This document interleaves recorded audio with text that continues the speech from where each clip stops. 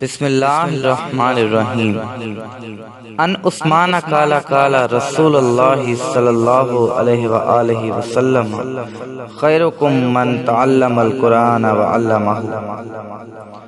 حضرت عثمان رضی اللہ تعالی عنہ سے حضور اقدس صلی اللہ علیہ وآلہ وسلم کا یہ ارشاد منقول ہے کہ تم میں سب سے بہتر وہ شخص ہے جو قرآن سیکھے اور سکھائے۔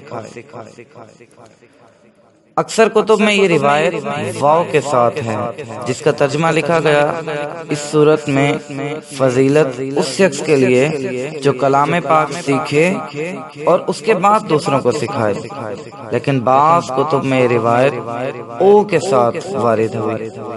اس صورت میں بہتری اور فضیلت عام ہوگی کہ خود سیکھے یا دوسروں کو سکھائے، دونوں کے لیے مستقل خیر و بہتری ہے۔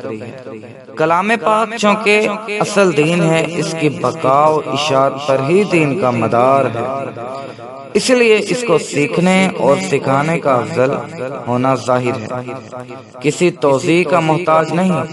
البتہ اس کی انواع مختلف ہیں۔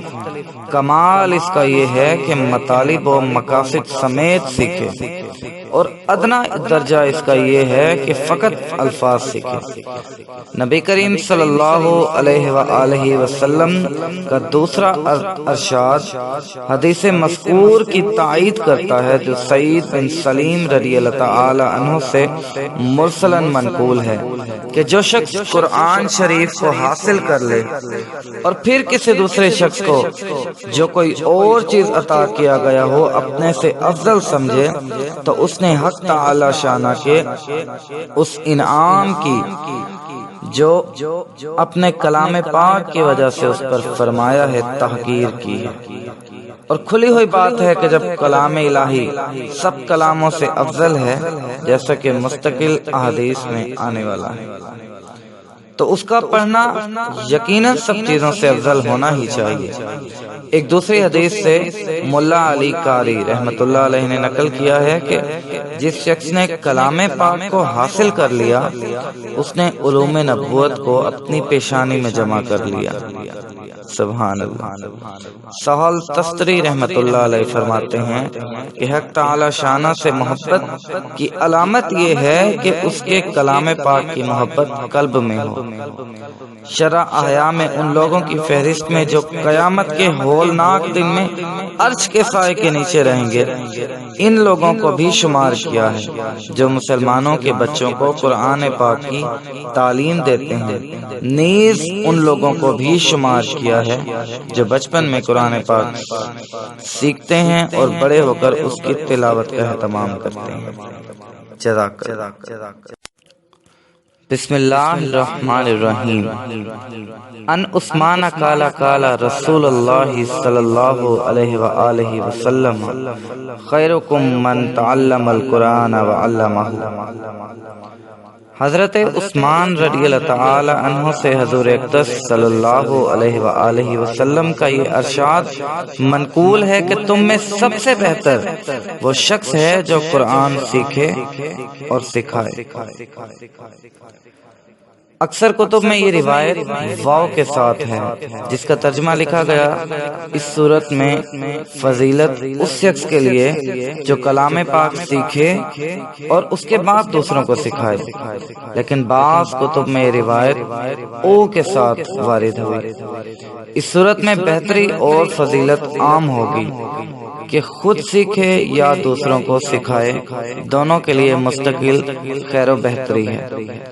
کلام پاک چونکہ اصل دین ہے، اس کی بقا و اشاعت پر ہی دین کا مدار ہے، اس لیے اس کو سیکھنے اور سکھانے کا افضل ہونا ظاہر ہے، کسی توضیح کا محتاج نہیں۔ البتہ اس کی انواع مختلف ہیں۔ کمال اس کا یہ ہے کہ مطالب و مقاصد سمیت سیکھے، اور ادنا درجہ اس کا یہ ہے کہ فقط الفاظ سیکھے۔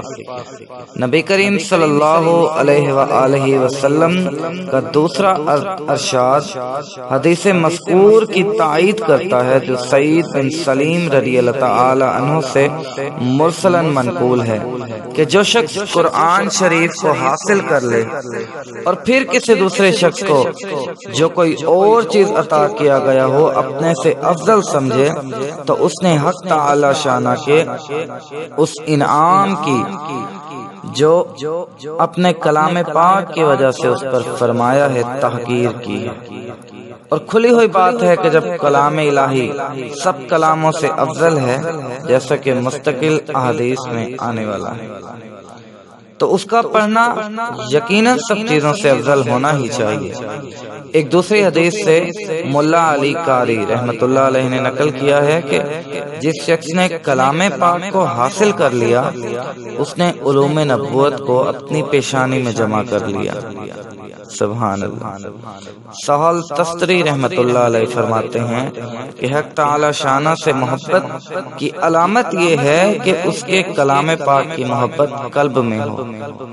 شرع احیاء میں ان لوگوں کی فہرست میں جو قیامت کے ہولناک دن میں عرش کے سائے کے نیچے رہیں گے ان لوگوں کو بھی شمار کیا ہے جو مسلمانوں کے بچوں کو قرآن پاک کی تعلیم دیتے ہیں، نیز ان لوگوں کو بھی شمار کیا ہے جو بچپن میں قرآن پاک سیکھتے ہیں اور بڑے ہو کر اس کی تلاوت کا اہتمام کرتے ہیں۔ جزاک اللہ۔ بسم اللہ الرحمن الرحیم۔ ان عثمان قال قال رسول اللہ صلی اللہ علیہ وآلہ وسلم خیرکم من تعلم القرآن وعلمہ۔ حضرت عثمان رضی اللہ تعالی عنہ سے حضور اقدس صلی اللہ علیہ وآلہ وسلم کا یہ ارشاد منقول ہے کہ تم میں سب سے بہتر وہ شخص ہے جو قرآن سیکھے اور سکھائے۔